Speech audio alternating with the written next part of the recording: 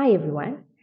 So my name is Nos Pure, founder of the Neurodivergent Gift, and in partnership with Autism Society, for the month of April, we all know it's Autism Awareness Month, and really we are having conversations this month that assist us as parents and caregivers of children with autism to really navigate this world that we live in. I think there is a lot that we know, a lot that we don't know, and part of the conversation series we are starting is to help us get answers to as many questions that we sometimes are too shy or too ashamed to actually ask. So one of the things that we really wanted to talk about as this on this platform is try to understand the many things that we are faced with when it comes to the decisions we make around our kids, whether it's around the therapies that we pick for them, whether it's around the schools that we actually end up putting them in, and so much more. So today I've got Rochelle and Jenna with me, and we are going to be having a conversation really around the educational landscape. And what does it mean? What does it look like? And how do we make sure that we are choosing the right schools for our kids? And what does it mean when I'm in the school? And what should I be doing as a parent? Because I believe that advocacy starts with the parent and that everyone else really is part of your team that gets your child to success. So I'm going to let the ladies introduce themselves and then we'll jump into it. So you can tell me, who are you? How long have you been an educator for, and why do you still get up every day to do this? Hello, everybody. My name is Rochelle.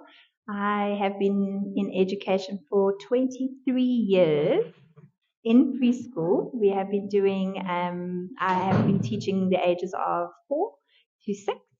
And every day I get up because it is the most rewarding age group where you can make a difference. And I feel like when you see it's the most rewarding, like moms, they know how precious their children are.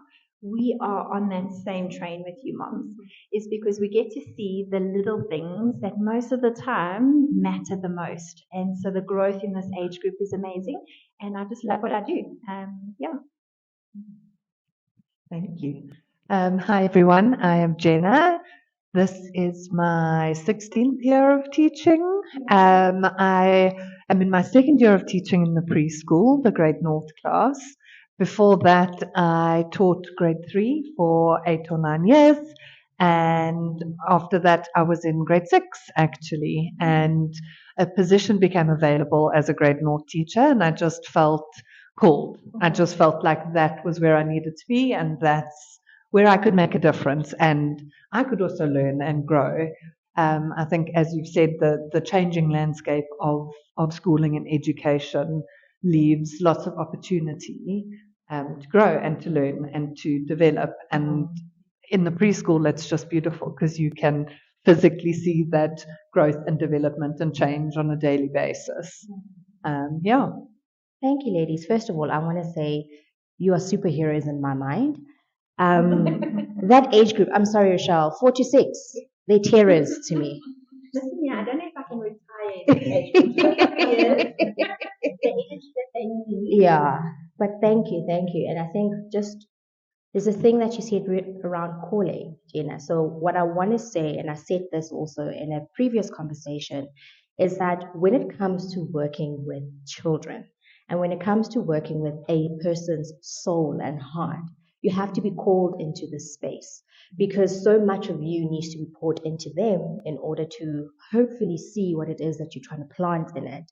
So I'm very big on stepping into things which you are called to so that you're actually able to see the true fruits that come out from all of that. So thank you for that. And I've known the ladies, my kids started at the school that they were at 2018. Wow. So that's how long we've been in your orbit. Wow. We've been in your orbit. Yeah. So my 17-year-old this year, she's in grade 11. So yeah. So that's how long I know I've seen your calling impacting my family, and I've always said that God doesn't do things by coincidence. And so thank you for pouring into my children in the since 2018, in the last 8 years, that we've actually journeyed with you ladies in our space. Okay, so jumping into the conversation, really, when we speak about autism and the educational system, I think the question I have is, as educators, how has the landscape changed in from where I'm sitting? There are more and more kids which are suddenly coming up with some form of spectrum diagnosis, and sometimes it isn't a diagnosis on paper, but because of the information that we now have, we're able to actually pinpoint and say, oh, okay, maybe not.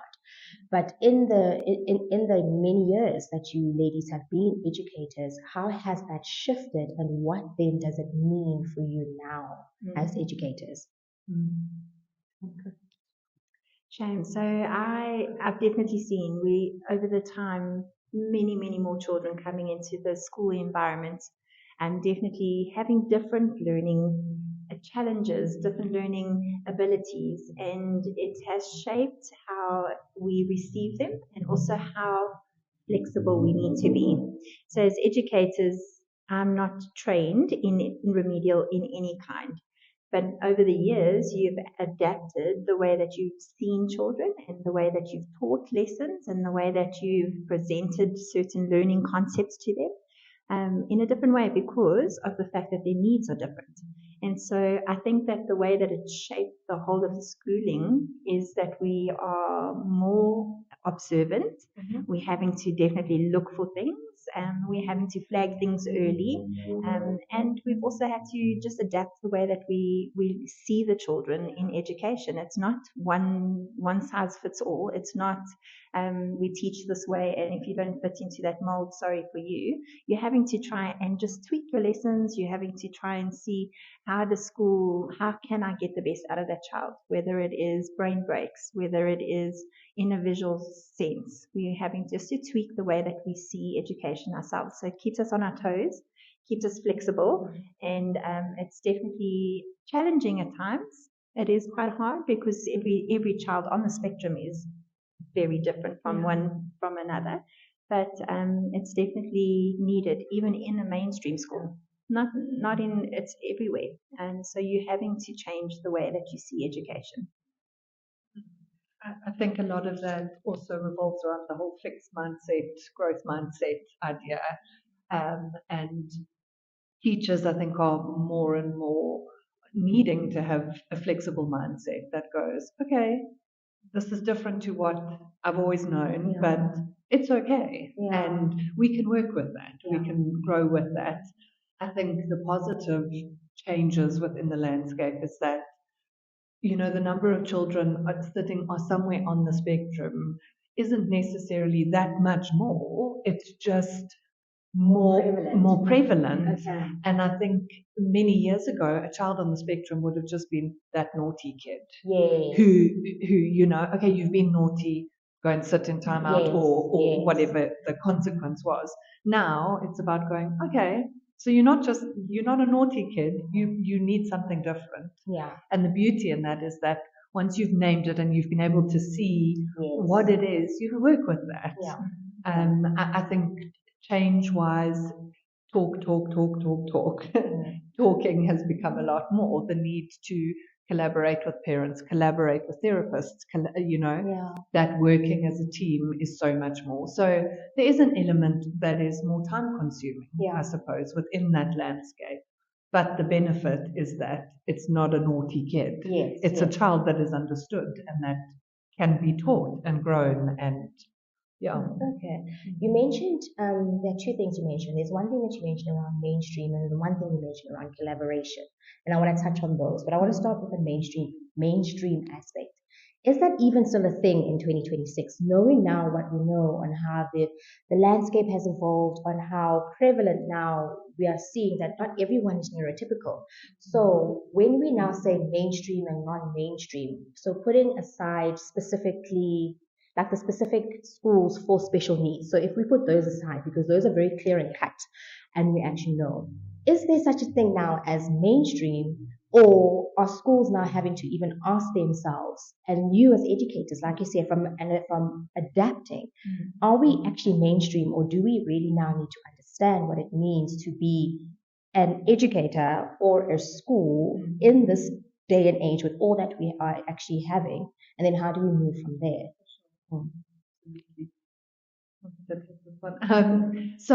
Yeah, absolutely. I think there's so many questions that schools are having to ask themselves. Yeah. Are we mainstream? Do we want to be mainstream? Do we, want to be considered inclusive? What do we want? What is our identity as a school? Yeah.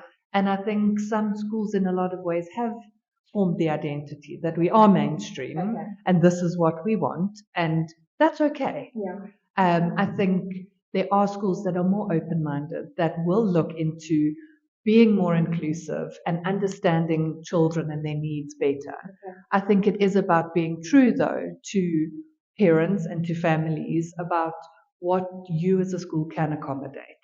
Yeah. And if you can make those accommodations and Yeah. concessions, awesome. Yeah. You can be a mainstream school working with different neurodiversities. Yes. That's fine, Yeah. as long as you're being truthful about what you can afford the family. Okay. Yeah, and I think that it also filters from the top. So us as teachers, we can have an open mind, but it's also about the vision of the school. I think that sometimes with the school is the vision of the school to have full classes at a capacity of 25, or is it a 40?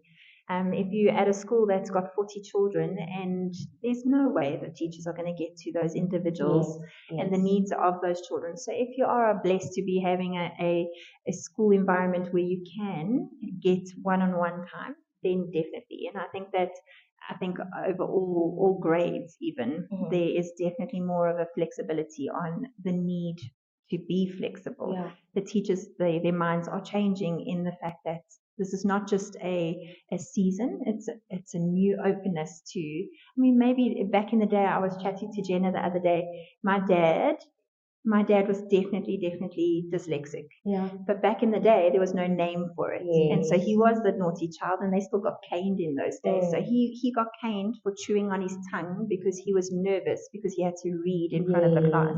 And I spoke to him about that when I started learning and uncovering all this stuff. And I was like, Dad, I actually think that you are dyslexic. And he was so relieved to hear that there was a name to it. It wasn't just him, and he wasn't stupid, and that it was a thing. Yeah. And I think now that we're becoming more mindful of the fact that there's differences, that I think that it's starting to open up, and the models are changing, and it's needed, and it's exciting because it's not just one or two children, it is more and more children, and it's more and more adults that are speaking out saying, actually, that was me. I struggled at school. And so because of conversations like this, it's helping the next generation go through things a little bit easier. I'm tearing up because I'm very big on, especially just being a mom, the identity that you give your kids at the end of the day. And so to think that your dad walked around his whole life thinking that he was a naughty kid, and just how that impacts someone. And now that there's now a name that he was given, that no, actually, it isn't who you are. It's just an aspect of what that makes up just your being, but not who you are at the end of the day. And I think for me, when it comes to schools and how they are looking after, or even like you're saying, Jenna, do they want to be a school that actually is able to accommodate, to be true inclusivity, and not just on the actual name? But there are things then that need to be done and shifted and changed in order to truly then accommodate every single child that walks in through the door, and in seeing them specifically for who they are, not what they're doing, not what they're not doing, but to actually say, if this child is not doing X, Y, Z, have we looked at it this way and actually realize, no, it's just because they've got 1, 2, 3. And when you name it, then as a school, you're able to either rally around it, if you've decided that we are going to be a school that rallies and actually put things that we need to put into place, because ultimately the goal is to make sure that everyone who walks out of these doors is the best version of themselves. And oh, by the way, they have an education also. And what I wanted to then to ask Jenna, when we're talking about that collaborative aspect, as a parent with an autistic child, and now I'm stepping into I need to find a school. I haven't, when I look at my kid, he kind of looks like he can go into mainstream. We don't necessarily think he needs to go into a specific special needs school right now. So he's on the spectrum that he can actually still function within a mainstream, and I'll put that in inverted commas space. What should I be looking out for? So when I think of as a parent, you obviously word of mouth. When you start asking around, tell me about your school, tell me about your school. You kind of look up, you kind of read the comms online about the ethos of the school. You kind of have a conversation. What are the things that I should be looking out for that can inform me to let's have a further conversation with that school? Good question. I think the first thing is to go to the school, and you will get a feel instantly. I mean, no school is going to advertise themselves as average education, moderately committed teachers. Every school is going to advertise all the brilliant things they do, and I think it's about seeing is that window dressing, is it a show, or is that genuine? And I think when you walk into a school, firstly, you get a feel. Yes. Who are you greeted by? How are you greeted? I think staff, looking at the staff. Does it look like a happy staff? Is it a passionate staff? Because your teachers, that's where your kid is going to be. Do the teachers look happy when you're walking around? Do they speak with a passion and a love for children? So those two things. I think also just honesty and openness in those initial conversations is so important. If a parent comes to us and says, this is my child, these are the challenges we're working with, how can let's talk. What can we do? Is it a suitable environment? I think opening up that conversation without fear of, can I say autistic? Can I say neurodivergent? Like, am I going to offend anyone?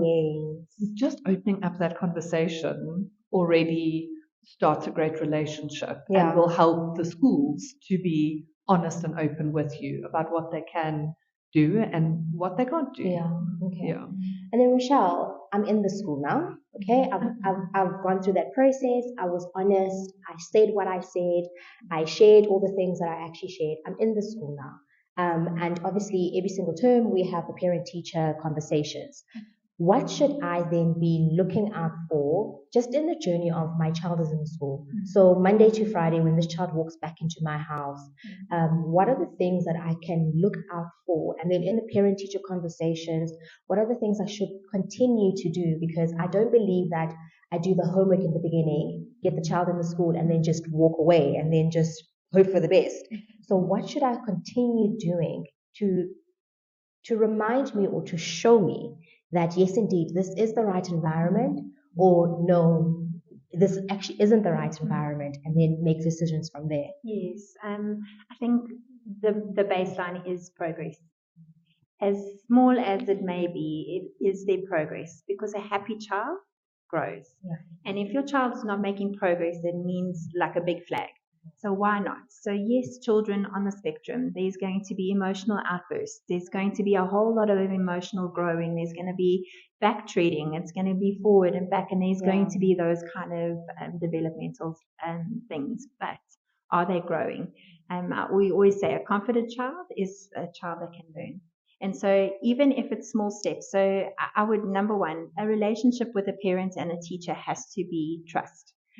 We've had so many parents coming in and withholding certain information just to see if maybe you catch on to the same thing, or if it was a label that was. And we were like, it took us 6 months to almost confirm everything that was in certain reports, and you wasted time. So all cards on the table first thing. And then when you're in that school, we can't fix everything. But it's a team. And so is there an openness on collaboration with the speech therapist? Is there collaboration with the OT? Can we speak together? Can we compare notes? Can we see, oh, I see this, oh, but this is what I see. And there must be a banter, an open banter. And it's, if a person is coming across that I've done so much and everything is great, then it's already a flag. because there's going to be up days, there's going to be down days, and there is also going to be sometimes a little bit of backwards treading. And so sometimes it's maybe because an emotional thing. And so sometimes if a child's not able to express himself in a proper way, it comes out in a behavior or an emotional thing. And then you've got to slow down curriculum and all those advances just to figure out what's happening in that little body and that little heart, and then when they're okay, we can start going again. So I just think if there is any kind of progress, an open trust relationship with the parents. Okay. I think one of the things which, and this is just my stance, and because I believe that as the parent, you're the first advocate for your child. And it's actually one thing that my child taught me is advocacy, because if there's one thing about autistic kids, they're very clear about who they are. We are the ones who are confused about who they are. They are very clear about who they are. They're very clear about their boundaries. I learned boundaries from my son, and he's a big advocate for himself. As simple as a no, his no is a no. And so it was one of the things that I know I had to take into our journey of education is I am the first advocate. And what I share is so important to how we are all able to collaborate together with the schools, with the therapists, and I'm very big on creating the ecosystem of the therapists, however many therapists there are, and the actual school, and making sure that we've placed this, I call it a bubble. And because if we're all after the same thing, then at the end of the day, then we can only succeed with this child. What are the things that you wish parents understood that you aren't able to do? And so that, because I think sometimes as parents, we hand over the responsibility of our kids to parents. I think also even in church, we hand over the responsibility of faith formation to the Sunday school teachers, and we're not doing it at home ourselves. We hand over discipline also over to all the people that our kids spend, literally it's 8 hours a day, Monday to Friday with it. So as educators, now understanding the changing landscape and understanding that there are lines and boundaries and all of that. What is it that you wish parents just knew? I can't do that. This is something that you actually do. So understanding what is that relationship, what falls within your remit of responsibility, and what falls within their remit of responsibility. Yeah, I think there was always this olden day picture of a teacher standing on the one side of the desk and the mom and the child on that side. And then it was like the collaboration was mom and dad spoke the same language as teacher. And if there wasn't something the child was doing, it was them both saying, why? Like they're teaming.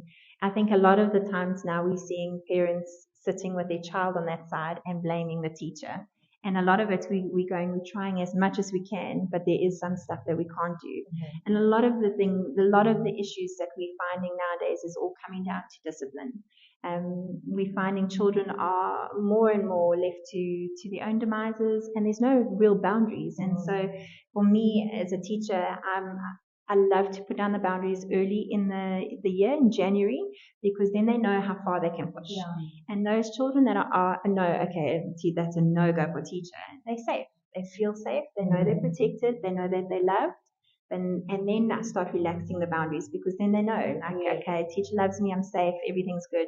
And so for me, it's the discipline. Okay. Children that are coming in and they are just all over the show, for us it's tough because of the fact that you then have to put boundaries down that don't actually exist, maybe at home. Yeah. And then it's like, okay, now they exist, then they don't exist, and the control then for the other children that have got boundaries. Then they're like, how come so-and-so can do that? And so it's very tough juggling those balls. And I think for me as a teacher, it's been a lot about discipline. I don't know what you found, Jen. I think a lot of the things that we want to say we can't teach that is not specific to neurodivergent children or children on the spectrum. It's all children. Yeah. We can't control screen time when a child gets home. We can't control what they're watching on TV and repeating at school. Yes. We can protect your child and keep your child safe, but we can't always control what other children are saying to your child, or the little spats that happen in the playground. We can manage the situation and teach from it, use them as teachable moments.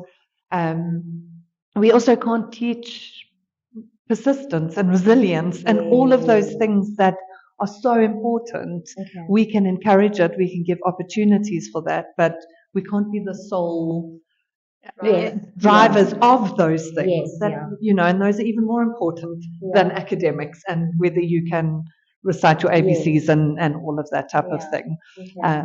Yeah.